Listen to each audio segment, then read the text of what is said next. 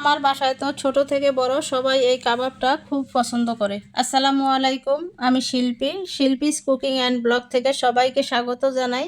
কাছে দূরে যে যেখান থেকে আমার ভিডিওটি দেখছেন, আশা করি ভালো আছেন। আজ আমি আরও একটি নতুন ভিডিও শেয়ার করতে যাচ্ছি আপনাদের সঙ্গে। আশা করছি আপনাদের ভালো লাগবে। আর আমার এই ভিডিওটি যদি আপনাদের ভালো লেগে যায় তাহলে প্লিজ ভিডিওটিতে একটি লাইক দিয়ে ভিডিওটি কন্টিনিউ করবেন। তো আজকে আমি ইফতারের জন্য কাবাব বানাবো। তো কাবাবের জন্য আমি হাড় ছাড়া গরুর মাংস নিয়েছি আর নিয়েছি বুটের ডাল। আমি এই ডালটা 2 থেকে 3 ঘন্টা ভিজিয়ে রেখেছিলাম পানিতে। এরপর আমি একটা প্রেসার কুকারে মাংস দিয়ে দিয়েছি আর দিয়ে দিলাম ডাল। এরপর দিয়ে দিলাম আদা বাটা, রসুন বাটা এক চা চামচ করে, আর দিয়ে দিলাম আস্ত কিছু মশলা, 1 চা চামচ জিরা গুঁড়া, 1 চা চামচ ধনিয়ার গুঁড়া, আর দিয়েছিলাম 1 চা চামচ গরম মশলার গুঁড়া।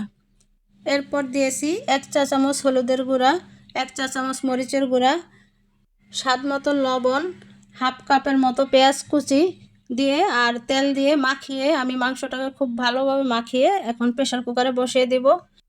আমি এখন পরিমাণ মতো পানি দিব, এমনভাবে পানি দিব যাতে মাংসটা সিদ্ধ হয়ে পানি ডাল এবং মাংসের গায়ে গায়ে লেগে যায়, পানি না থাকে, অতিরিক্ত পানি না থাকে। আর যদি অতিরিক্ত পানি আপনাদের থেকেও যায় তাহলে আলাদা করে জাল দিয়ে পানিটা শুকিয়ে নেবেন। আর আমি প্রেসার কুকারে দিয়েছি যাতে তাড়াতাড়ি সিদ্ধ হয়ে যায় আর মাংসটা ভালোভাবে সিদ্ধ হয় আর কিমা করতেও যাতে সুবিধা হয় এই জন্য। আর পাশের চুলায় আমি লেয়ার মুরগি রান্না করে নিচ্ছি। আর এই মুরগিটা আমি রান্না করব মুগ ডাল দিয়ে। মুগ ডাল দিয়ে এই লেয়ার মুরগিটা আমার বাসা অনেক পছন্দ করে। আর এই তো 15 মিনিটের মধ্যে আমার মাংসটা রান্না করা হয়ে গেছে। যেহেতু প্রেসার কুকারে রান্না করেছি তাই খুব একটা বেশি সময় লাগেনি। আর এমনভাবে সিদ্ধ হয়েছে, দেখেন একদম শুকিয়ে গেছে মাংস এবং ডাল, অতিরিক্ত কোনো পানি মাংস এবং ডালের মধ্যে নেই। তো আমি এবার এগুলাকে একটু কিমা করে নেব। তো আপনাদেরকে দেখানোর সুবিধার্থে আমি পুরোটা মাংস এবং ডাল একসাথে নিয়েছি, কিন্তু আমি এগুলো 2 বারে কিমা করেছি, বোলের মধ্যে করে আলাদা করে। আর এই তো আমি এখন কিমা করে নিয়ে এসেছি। তো দেখেন আমি কিভাবে কিমা করেছি, একদম পুরো মিহি করে ফেলিনি, কিছু অংশ একদম মিহি করে ফেলেছি আর কিছু একটু আঁশ রেখেছি যাতে যাতে খাওয়ার সময় মাংসের টেস্টটা পাওয়া যায়।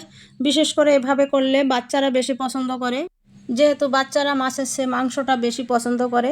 তো ওরা খাওয়ার সময় যখন ওদের মুখে মাংস পড়বে তখন এটা ওরা উৎসাহ নিয়ে খাবে। তো যাই হোক, আমি কিমাটা মাখানোর সময় একটা ডিম দিয়েছি আর দিয়েছি 1 চা চামচ পরিমাণ কাবাব মশলা। আপনাদের কাছে যদি কাবাব মশলা থাকে তাহলে দিবেন, আর না থাকলে না দিলেও চলবে। তো আমি কাবাবগুলো মাখানোর সুবিধাতে হাতে একটু তেল মাখিয়ে নিয়েছি। আর এই তো এখন আমি সবগুলো কাবাব বানিয়ে নিয়েছি। তো আজকে আমি সব কয়টা কাবাব ভাজবো না, কিছু কাবাব আমি ফ্রোজেন করে রেখে দেব। 2 থেকে 3 ঘন্টা পর যখন একটু শক্ত হয়ে যাবে তখন আমি এয়ারটাইট বক্সে করে ফ্রোজেন করে রেখে দেব। আবার যখন প্রয়োজন হবে ফ্রিজ থেকে নামিয়ে সরাসরি ভেজে নেব। তো এই কাবাবগুলো ভাজার জন্য তেলটাকে খুব ভালোভাবে গরম করে নিতে হবে। আর চুলার আঁচটা মিডিয়াম টু লো আঁচে রেখে কাবাবগুলো ভাজতে হবে। তেলটা যদি ভালোভাবে গরম না হয় কাবাবগুলো দেওয়ার সাথে সাথে কাবাবগুলো ভেঙে যাবে। তো এই কাবাবগুলো খেতে এতই টেস্ট হয় যে আমার বাসার সবাই এই কাবাবগুলো খুবই পছন্দ করে। খুব সহজভাবে এই কাবাবগুলো বানালেও কাবাবের টেস্টটা এতই ভালো হয় যে আমার বাসার সবাই এই কাবাবটা খুবই পছন্দ করে। এই কাবাবটা শুধু ইফতারের টেবিলে না, কাবাবটা অন্য সময় বানিয়েও যদি ফ্রিজে ফ্রোজেন করে রাখা হয় তাহলে বিকেলের নাস্তা কিংবা অতিথি আপ্যায়নও এই কাবাবটা ডাইনিং টেবিলে দেওয়া যেতে পারে। আর এখানে ইফতারের জন্য আমার ছোটো মেয়ে শরবত বানিয়ে নিচ্ছে। তরমুজ দিয়ে এই শরবতটা খুবই মজা হয়।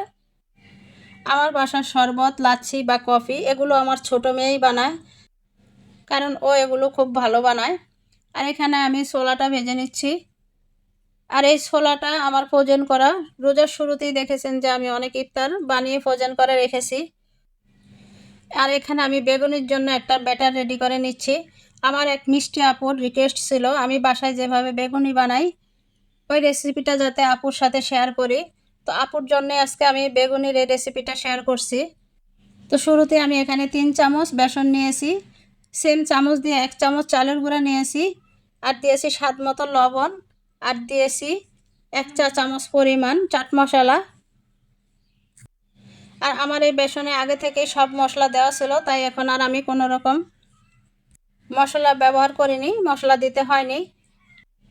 কারণ আমি রোজার শুরুতেই এই বেসনটা সব রকমের মশলা দিয়ে রেডি করে রেখেছিলাম, তো সেই ভিডিওটাও হয়তো আপনারা দেখেছেন। তো আমি এখন অল্প অল্প করে পানি দিয়ে ব্যাটারটা রেডি করে নিচ্ছি। একবারেই পানি দিয়ে ব্যাটারটা রেডি করা যাবে না। ব্যাটারটা এমনভাবে রেডি করতে হবে যাতে বেসন বা চালের গুঁড়ার মধ্যে কোনো রকম লাম্পস না থাকে।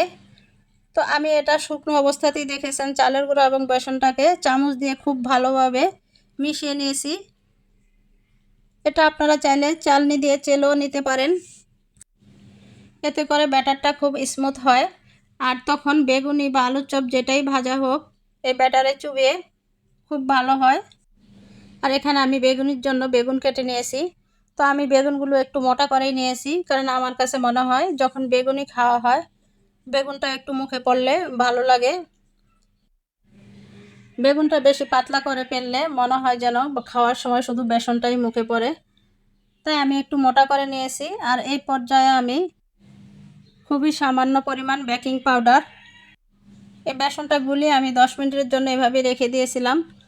তো 10 মিনিট পর মনে হয়েছে ব্যাটারটা আর একটু শক্ত হয়ে গেছে বা ভারী হয়ে গেছে, তাই আমি আবার একটু পানি দিয়ে আমি ব্যাটারটা ঠিক যেমনটা চেয়েছিলাম সেই রকম পর্যায়ে এনেছি।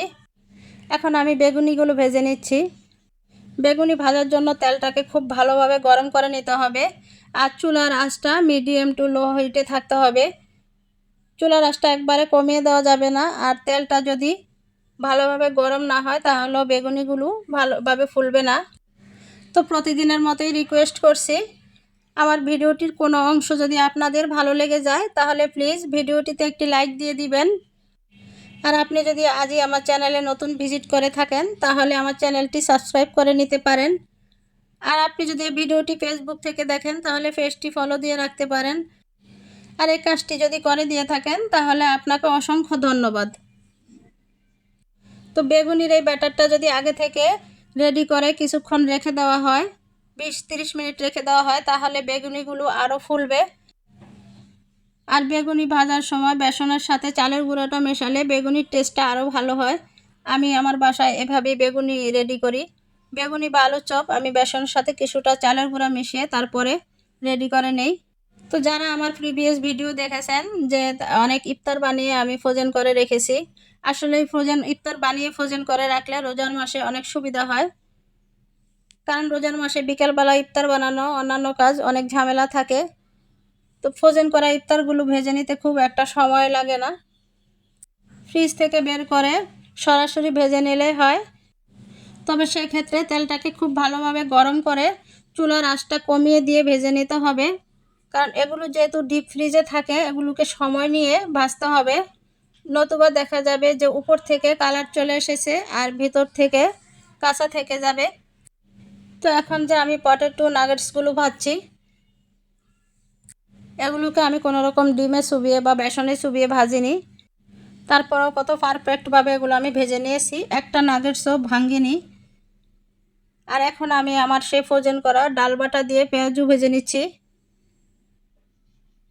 ফ্রিজে যে কোনো খাবারই পারফেক্টভাবে যদি ফ্রোজেন করা হয় তাহলে সেগুলো পরে সুন্দরভাবে ভাজা যায় বা খাওয়া যায়, কোনো সমস্যা হয় না। তো আমি এক এক করে আমার সবগুলো ইফতারি ভেজে নিয়েছি। আজকের মতো আমি ভিডিওটি এখানেই শেষ করছি। সবাই ভালো থাকবেন, সুস্থ থাকবেন। আল্লাহ হাফেজ। আসসালামু আলাইকুম।